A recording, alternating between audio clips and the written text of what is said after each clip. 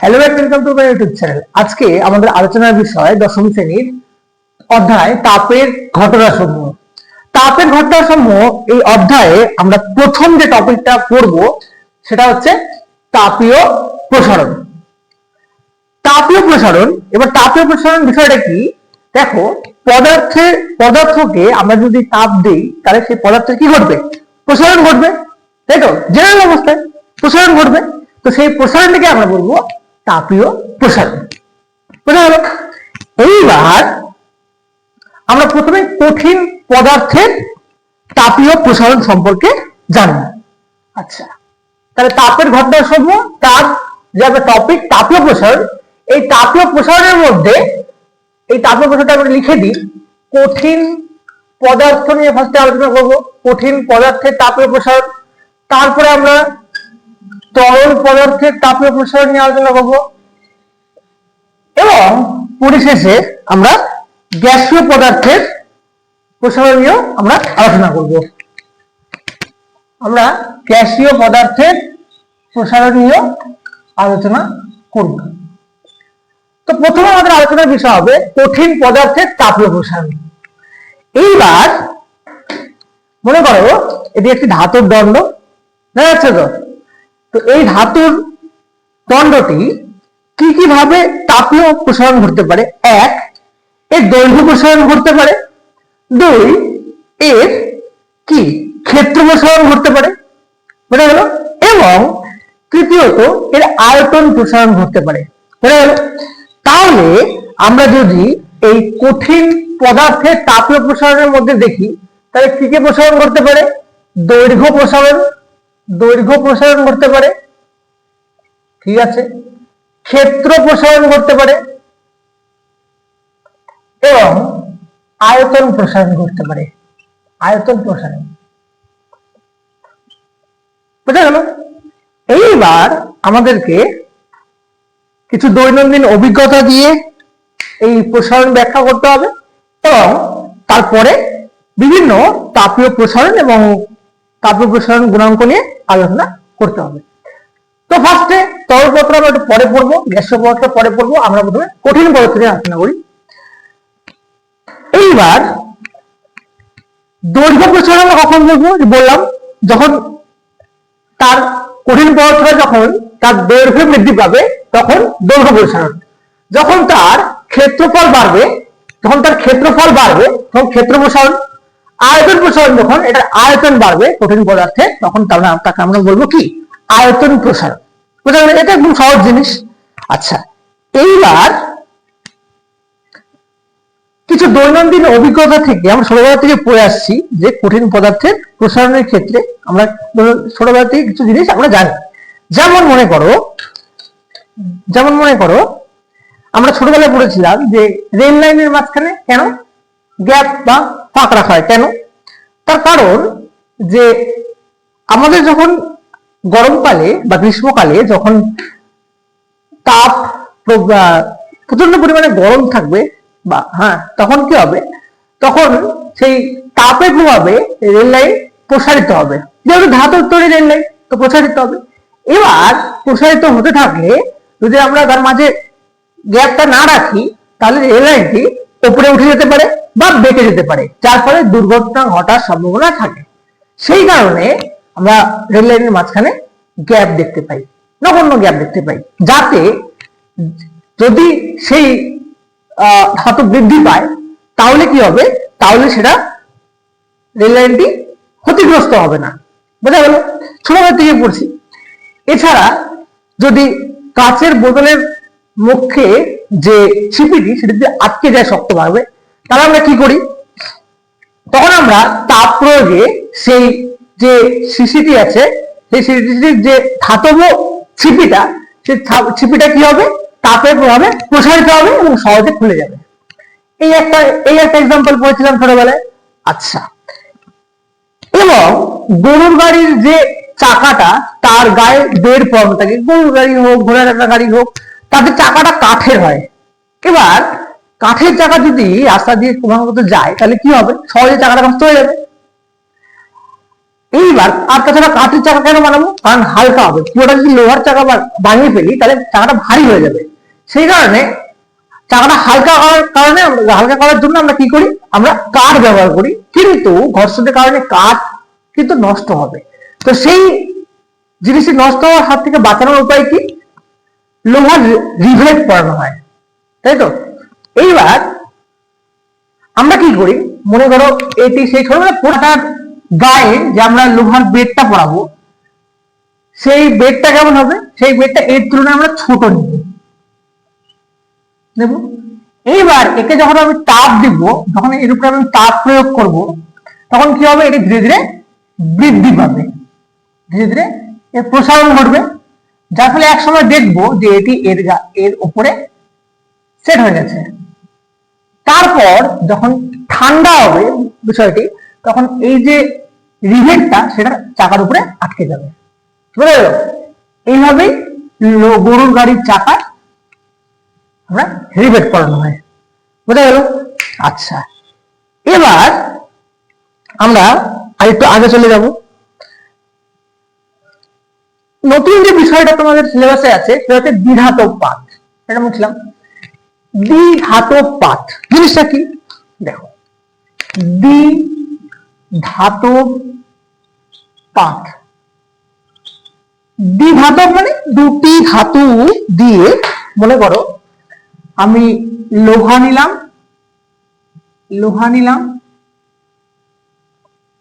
নীল quality লোহা, এবং মনে করো সবুজ কালি দিয়ে আমি পিতল দেখাচ্ছি, লোহা এবং পিতল। এই দুটি ধাতব পাতকে আমি রিভেট করলাম, মানে সুন্দরভাবে জয়েন করে দিলাম। এইবার এটাকে বলে দ্বিধাতব পাত। এই দ্বিধাতব পাতে আমি যদি তাপ প্রয়োগ করি, তাহলে দেখা যায় যে এটি এভাবে বেঁকে যায়, এভাবে বেঁকে যাবে। আচ্ছা, তো তাপ প্রয়োগ করলে অবশ্যই আমরা জানি কি প্রসারণ ঘটে, প্রসারণের ফলে এভাবে বেঁকে যাবে, এবং দেখা যাবে এই নিচেরটি লোহা এবং উপরেরটি পিতল। এবার ছবি থেকে বোঝা যাচ্ছে যে লোহার তুলনায় কিন্তু পিতলের যে প্রসারণটা সেটি বেশি হয়েছে, সেই কারণে এটি উপর দিকে চলে গেছে। যদি লোহাটা বেশি পরিমাণে প্রসারিত হতো তাহলে এই জিনিসটাই উল্টো হতো, নিচের দিকে হতো, এই পিতলটা নিচের দিকে হতো এবং এই লোহাটা উপরের দিকে হতো। কিন্তু না, লোহার দৈর্ঘ্য, এর থেকে বোঝা যায় যে লোহার দৈর্ঘ্য যে প্রসারণটা বা লোহার প্রসারণটা পিতলের তুলনায় কম, পিতলের প্রসারণ লোহার চেয়ে ভালো। বোঝা গেল?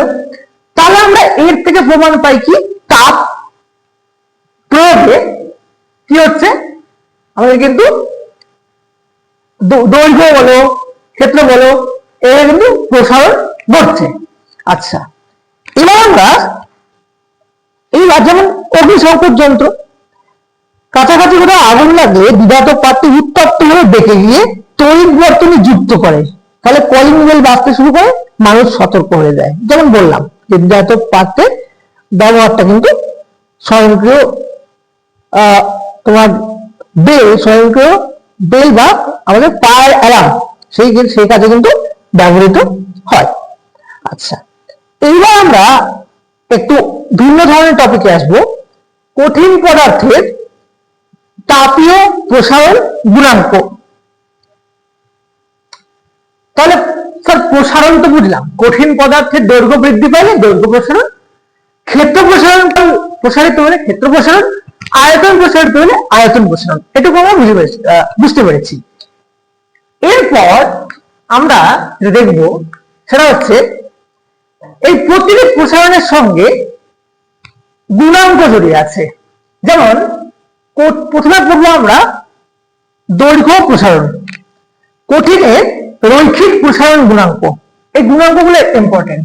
যেমন এই দৈর্ঘ্য প্রসারণ থেকে আমরা পড়বো কঠিনের রৈখিক প্রসারণ গুণাঙ্ক। আমি বলছি কেন আমরা গুণাঙ্ক ব্যাপারটা ব্যবহার করব। দেখো, গুণাঙ্ক মানে হচ্ছে coefficient of thermal expansion of solid. এই গুণাঙ্ক দেখেই বিচার করা হয় যে কার প্রসারণ বেশি এবং কার প্রসারণ কম। আমরা সবসময় তো দৈর্ঘ্য প্রসারণ মাপবো না, যে ওরা অত কিছু আমরা মনে রাখতে পারবো না। দৈর্ঘ্য প্রসারণ বা ক্ষেত্র প্রসারণ, আয়তন প্রসারণ এইভাবে মনে রাখি না, আমরা গুণাঙ্কগুলো মনে রাখি এবং গুণাঙ্কগুলো দিয়ে আমরা বিবেচনা করি কোনটি বেশি প্রসারিত হবে, কোনটি কম প্রসারিত হবে। এই জন্যই আমরা এই টার্মটা ইউজ করি, গুণাঙ্ক। বোঝা গেল? এইবার প্রথমে কঠিনের রৈখিক প্রসারণ গুণাঙ্ক। দেখো সংজ্ঞাটা যদি তুমি দেখো, বলেছে প্রতি একক ডিগ্রি উষ্ণতা বৃদ্ধির জন্য, আমি একবার লিখি, প্রতি একক ডিগ্রি উষ্ণতা বৃদ্ধির জন্য, প্রতি একক ডিগ্রি উষ্ণতা বৃদ্ধির জন্য কোন কঠিন পদার্থের প্রতি একক দৈর্ঘ্যে যে পরিমাণ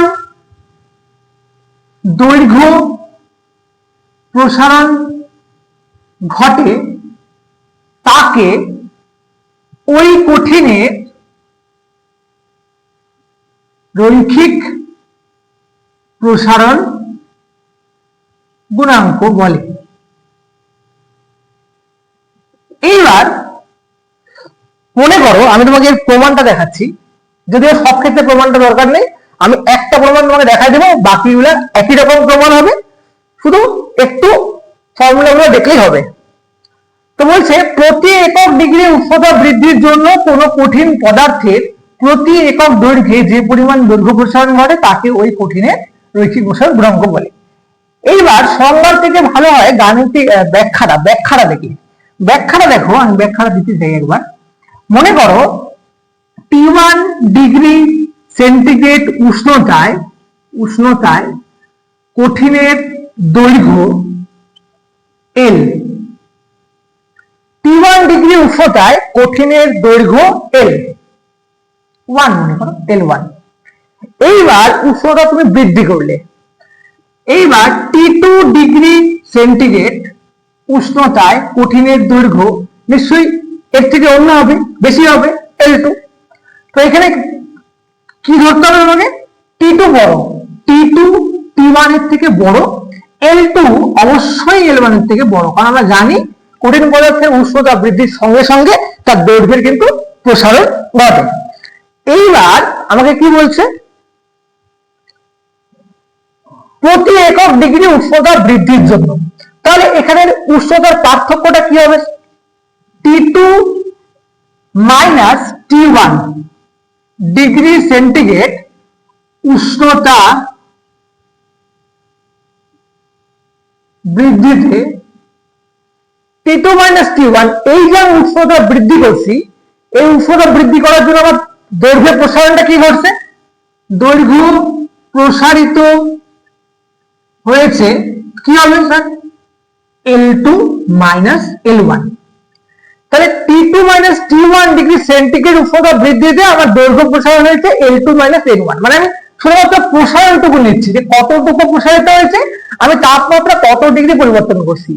এইবার প্রতি একক ডিগ্রি উষ্ণতা বৃদ্ধির জন্য, তাহলে মনে করো আমি 1 ডিগ্রি সেন্টিগ্রেড উষ্ণতা নিচ্ছি, তাহলে এই উষ্ণতা বৃদ্ধিতে দৈর্ঘ্য প্রসারিত হয়েছে L2 minus L1 divided by ওই যে নিয়ম অনুযায়ী এটা হবে T2 মাইনাস T1।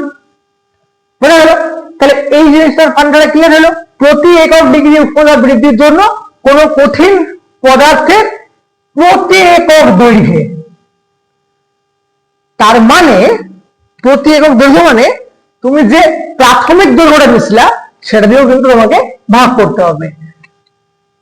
যে পরিমাণ দৈর্ঘ্য প্রসারণ ঘটে তাকে ওই কঠিনের রৈখিক প্রসারণ গুণাঙ্ক বলে। তো মনে করো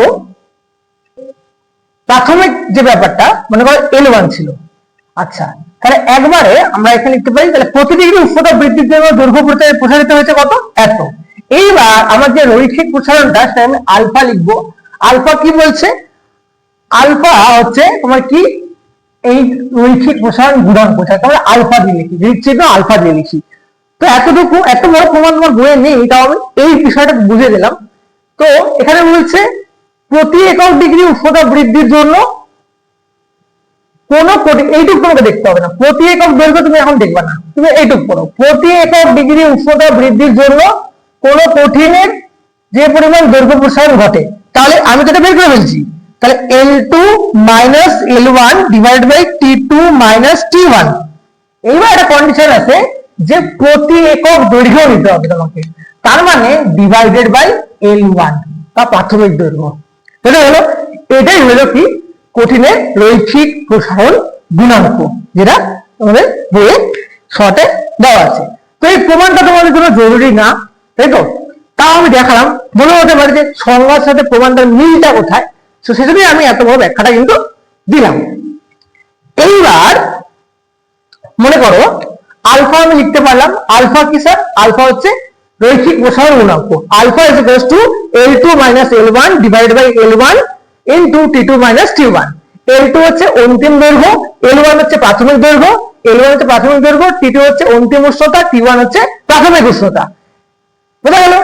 আচ্ছা, হ্যাঁ স্যার, এটা তো বুঝতে পারলাম। আচ্ছা, তাহলে আমি ব্যাখ্যাটা মুছি, কারণ এটা দেখলে ভালো লাগতে পারে। তো তোমরা শুধু এইটুকু বলে দেবে। এইবার তাহলে আলফা ইকুয়াল টু কি? আলফা ইকুয়াল টু সবাই এইটুকুই দেখাবে, L2 minus L1 divided by L1 into T2 minus T1। বাস খতম। এইবার আমি যদি এই সূত্রটাকে আরেকটু বাড়াই, বা আমি যদি মনে করো L2 বের করতে চাই, যে তাপ প্রয়োগে তো দৈর্ঘ্য প্রসারণ হলো, এবার অন্তিম দৈর্ঘ্যটা কত, L2 টা কত, তো আমাকে এটা কোণাগুণে গুণ করতে হবে। হ্যাঁ স্যার, কোণাগুণে গুণ করতে হবে। তাহলে alpha L1 T2 minus T1 is equal to L2 minus L1। L1 থেকে এদিকে নিয়ে আসো, L1 plus alpha L1 T2 minus T1 is equal to L2। এবার আমি এখান থেকে যদি L1 টা কমন নিয়ে নিই, তাহলে কি বাঁচবে? 1 plus alpha into T2 minus T1 is equal to L2। এইটাই তোমাদের বইয়ে এই সমীকরণটাও লেখা আছে, এই সমীকরণটা লেখা আছে। তো আমার মনে হয় এই ফর্মটা মনে রাখলে পরীক্ষায় সহজে এই ফর্মটা কিন্তু করে দেওয়া যাবে। বুঝা গেল? আচ্ছা, এইবার আমরা আসি যে স্যার তাহলে এই একক, এর কিন্তু এককটাও জানতে আসে যে আলফার একক কি হবে স্যার। তো আমরা এরপরে আলফার একক দেখে দিই। কেটে বলছি আমি তোমাকে পুরো সংজ্ঞাটা লিখালাম এবং তার যে ফর্মুলাটা সেটাও প্রমাণটা তোমাকে আমি দেখিয়ে দিলাম। তো তোমার শুধু এইটুকু জানতে হবে, alpha equal to L2 minus L1 divide by L1 T2 minus T1 হয়ে গেল। আচ্ছা, এই দেখো কত সোজা, না দেখে লিখবো। Alpha equal to L2 minus L1 divide by L1 into T2 minus T1। আচ্ছা, তো alpha equal to L2 minus L1 divided by L1 into T2 minus T1। এবার স্যার এর একক কি?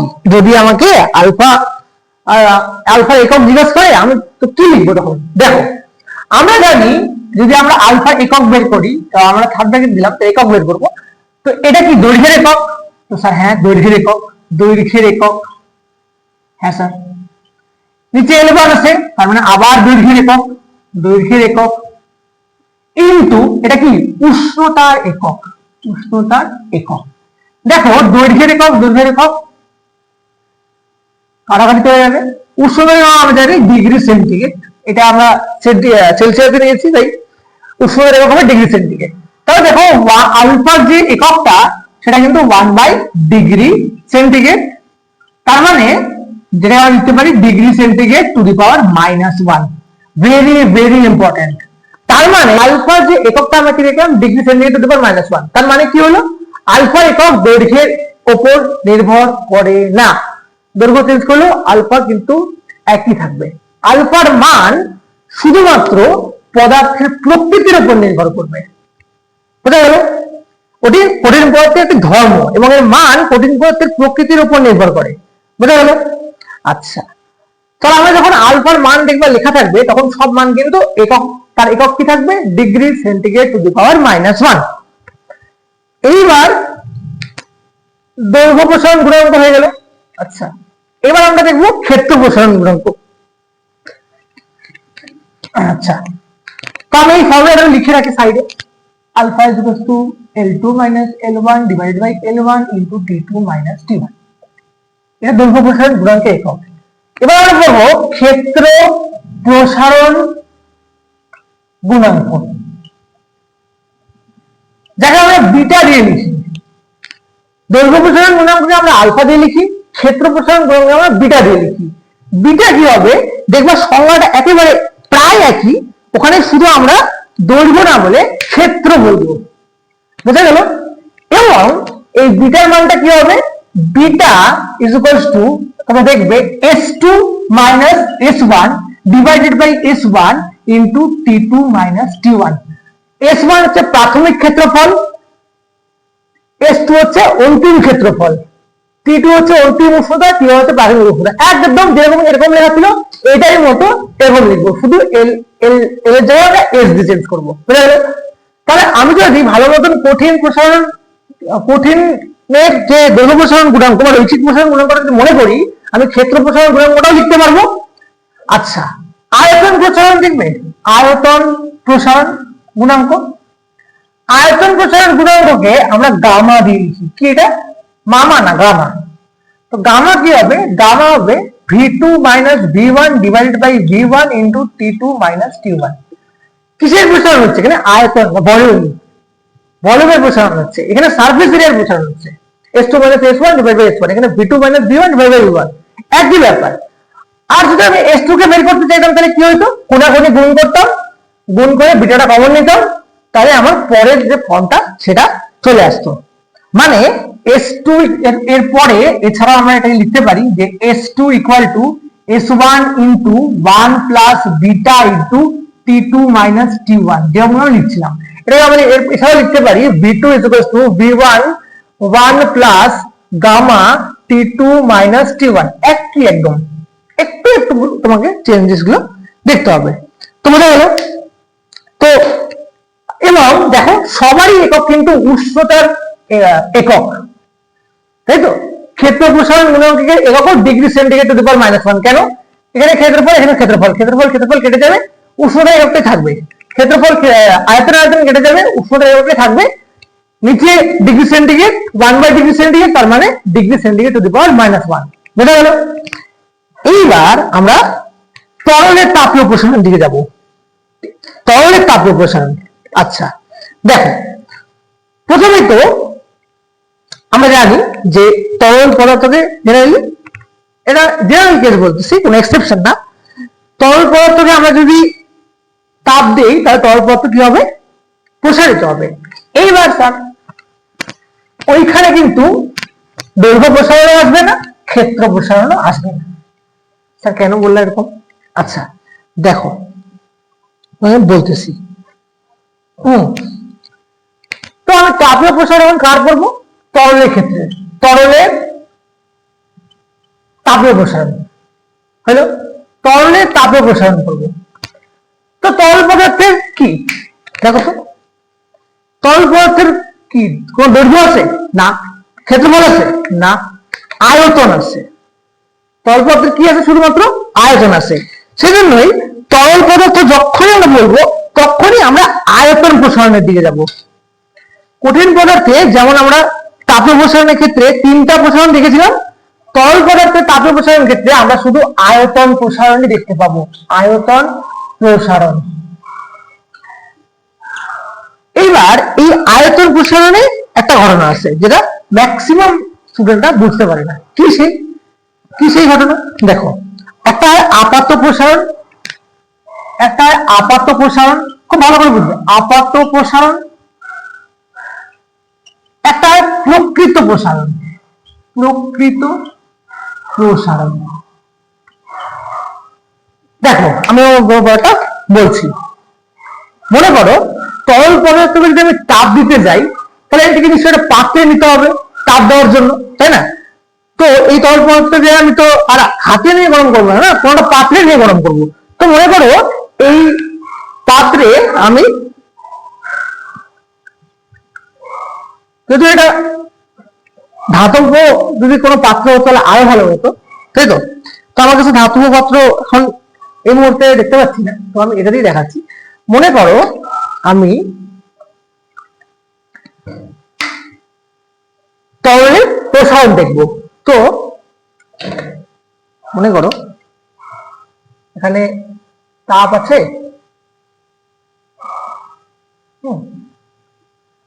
তাপ আছে। তো এবার আমি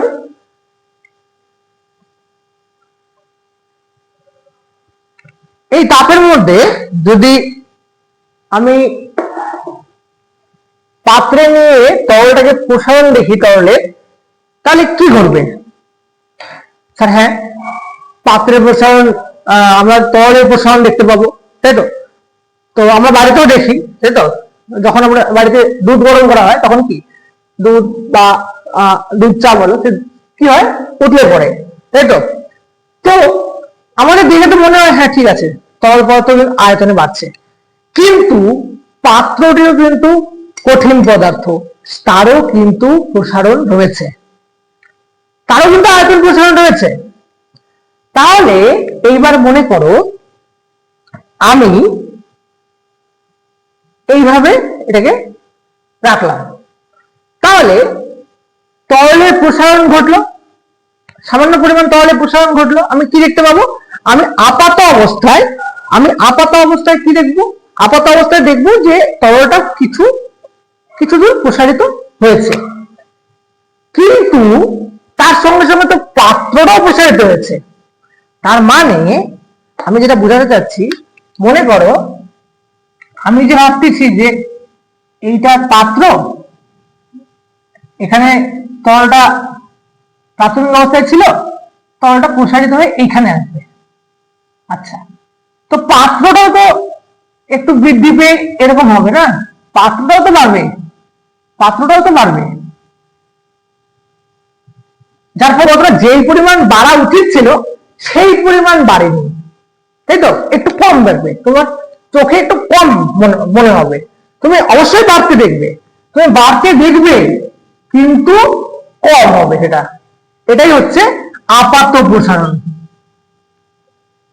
এইবার আমি যদি এই পাত্রের প্রসারণ আর তরলের যে আপাত প্রসারণ সেটা যদি যোগ করে দিই, তাহলে আমি প্রকৃত প্রসারণটা বুঝতে পারবো। তার মানে কি হলো স্যার? তার মানে আরেকবার দেখো, আমি এই তরলটাকে যদি তাপ দেই, তাহলে তরল যেমন প্রসারিত হবে, পাত্র কঠিন পদার্থ, পাত্রটাও প্রসারিত হবে। এইবার পাত্র প্রসারিত হলে তরলের যে লেভেলটা সেটা একটু কমবে, কিন্তু যেহেতু তরল পদার্থ তাপ প্রয়োগে বাড়ে, তাই তরল বাড়বে, তরল পদার্থের আয়তন বাড়বে। তাহলে ওই যে কমা বাড়ার ব্যালেন্সিংটা, পাত্র বাড়লে তরল কমে, কিন্তু তরল তাপ পাচ্ছে তাহলে তরলও বাড়ে। তাহলে তরল ওই বাড়া কমার ব্যালেন্সিং এ আমরা দেখতে পাবো যে সামান্য বাড়ছে, জিতবে তরল, কিন্তু তার কিছু শক্তি ক্ষয় হবে। বোঝা গেল? এই বাড়া কমার ব্যালেন্সিং এ আমরা কি দেখবো? যে তরল অল্প একটু বাড়বে। কেন? ও তো প্রকৃত বাড়তে পারছে না, কেন? তার পাত্রটাও বেড়ে যাচ্ছে, তার ফলে ও একটু নিচে থাকবে। বোঝা গেল? যেটা আমি বোঝা যাচ্ছে, যেটা আমরা খালি চোখে দেখি সেটা আপাত প্রসারণ। এইবার আমরা যদি পাত্রের প্রসারণটাও বিবেচনা করি, যে এই পাত্রটা এতটুকু প্রসারিত, পাত্রটা এদিকে প্রসারিত হয়েছে, তার মানে জলটা এতটুকু প্রসারিত আমার মনে হচ্ছে, কিন্তু যেহেতু পাত্রটাও প্রসারিত হয়েছে, তাই পাত্রটার প্রসারণটাকে আমি যোগ করবো, তখনই বেরিয়ে যাবে যে তরলটা আসলে কতটা প্রসারিত হয়েছিল, সেটাকে আমরা বলবো প্রকৃত প্রসারণ। তাহলে প্রকৃত প্রসারণ মানে কি? প্রকৃত প্রসারণ মানে আপাত প্রসারণ যোগ পাত্রের প্রসারণ।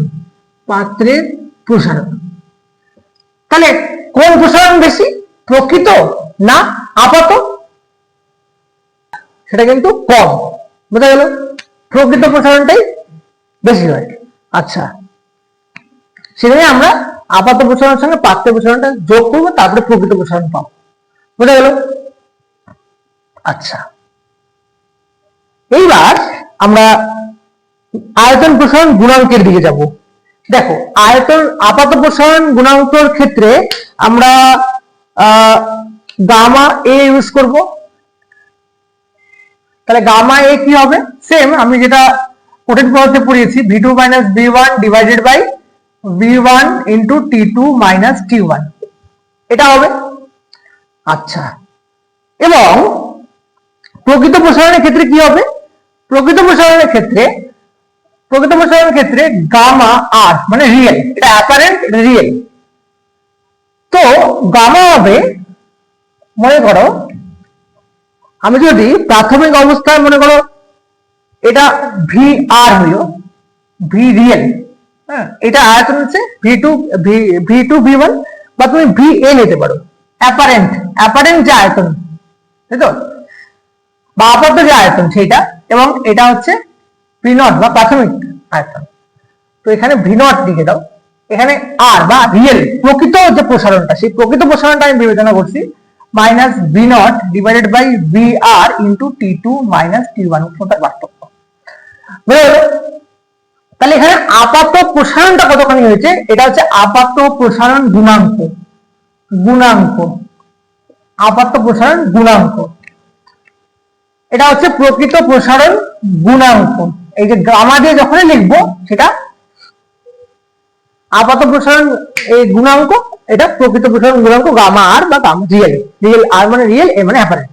বুঝা গেল এই বিষয়টা? এই ক্ষেত্রেও কিন্তু উষ্ণতার একক হবে, তাই তো।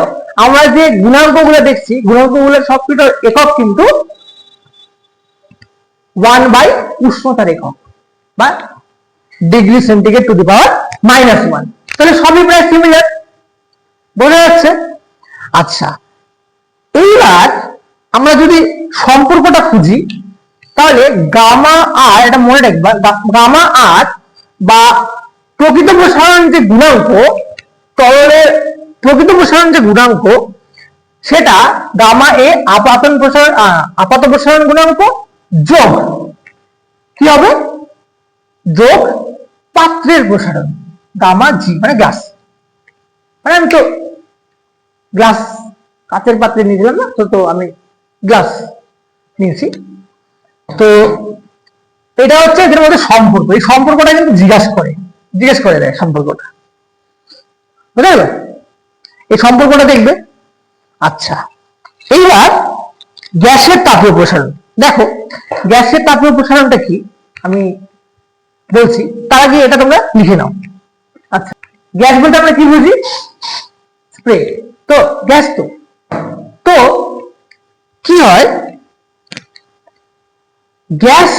গ্যাসীয় পদার্থকে আমরা যদি তাপ দিই, তাহলে গ্যাসীয় পদার্থ কি হয়? প্রসারিত হয়, এবং প্রসারিত হয়ে হালকা হয় এবং ওপর দিকে ওঠে। সেজন্য দেখবে যে ভেন্টিলেটর বা ঘুলঘুলি এর লেখা আছে বইয়ে, তো এই ঘুলঘুলি বা ভেন্টিলেটর গুলি বাড়ির ওপরের দিকে থাকে। কেন? নিঃশ্বাস প্রশ্বাস বা নানান কারণে ঘরের বাতাস গরম হয় এবং গরম বায়ু হালকা হয় এবং ওপর দিকে ওঠে, যার ফলে গরম বাতাস ঘুলঘুলি দিয়ে সহজেই বাইরে বেরিয়ে যেতে পারে।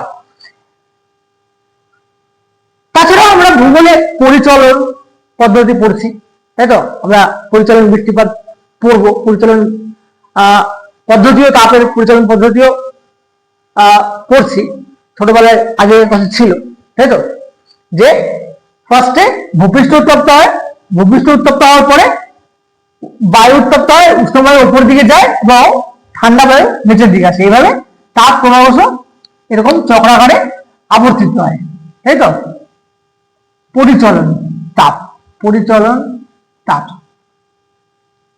বুঝা গেল? তো সেটা আমরা দেখেছি। এইবার গ্যাসের আয়তন প্রসারণ গুণাঙ্ক।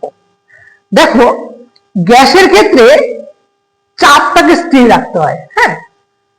তো চাপ স্থির রেখে নির্দিষ্ট ভরের গ্যাসের উষ্ণতা আমরা যদি প্রতি একক ডিগ্রি বৃদ্ধি করি, তাহলে তার প্রতি একক আয়তনে যে আয়তন বৃদ্ধি হয় তাকে গ্যাসের আয়তন প্রসারণ গুণাঙ্ক বলি।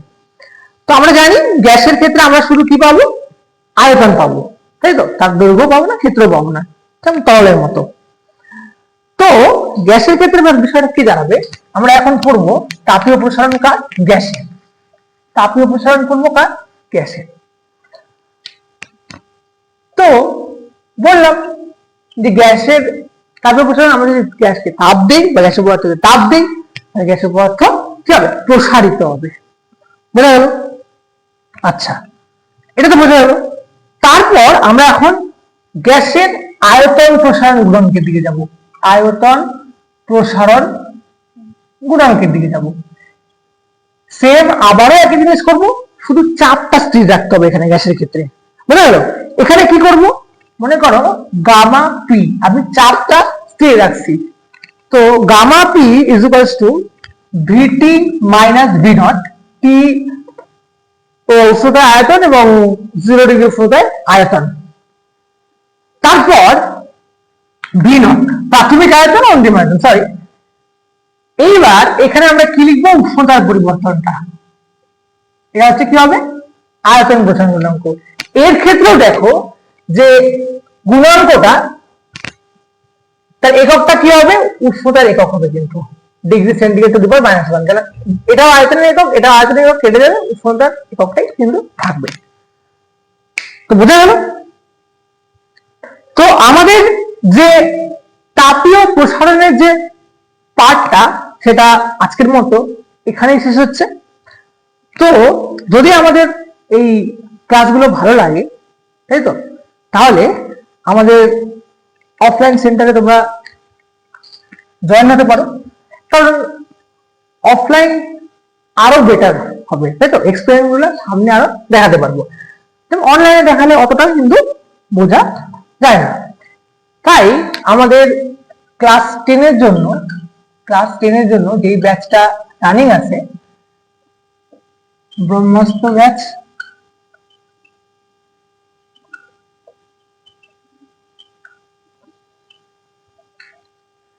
যার মধ্যে তুমি কি পাচ্ছ? যার মধ্যে তুমি গাইডেন্স পাচ্ছ, সঠিক গাইডেন্স পাচ্ছ, কি পড়তে হবে, কি দেখতে হবে, কি ভালো করে দেখতে হবে, কোনটা একটু কম পড়লেও চলবে, সঠিক দিশা, সঠিক গাইডেন্স পাচ্ছ। তার সঙ্গে থাকতেছে প্র্যাকটিক্যাল,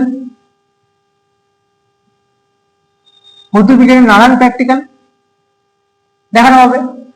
তার সঙ্গে থাকবে স্মার্ট ক্লাস, প্রজেক্টরের মাধ্যমে স্মার্ট ক্লাস থাকবে। তাছাড়া 24x7 ডাউট গ্রুপ থাকবে এবং মেন্টরশিপও কিন্তু থাকবে। এই সব কিছু একই ছাদের তলায় থাকবে। সায়েন্স ব্যাচ অবশ্যই। তো আমাদের ব্যাচে জুড়তে ফোন করতে পারো বা হোয়াটসঅ্যাপ করতে পারো আমাদের সেই অতি পরিচিত নাম্বার 9547989585, এবং তোমার মাধ্যমিক প্রস্তুতিকে আরো এক ধাপ এগিয়ে নিয়ে যেতে পারো। তো আজকের ভিডিওটা এখানে শেষ করলাম। ভালো লাগলে লাইক করবে, শেয়ার করবে এবং সাবস্ক্রাইব করবে চ্যানেলটিকে অবশ্যই। ধন্যবাদ।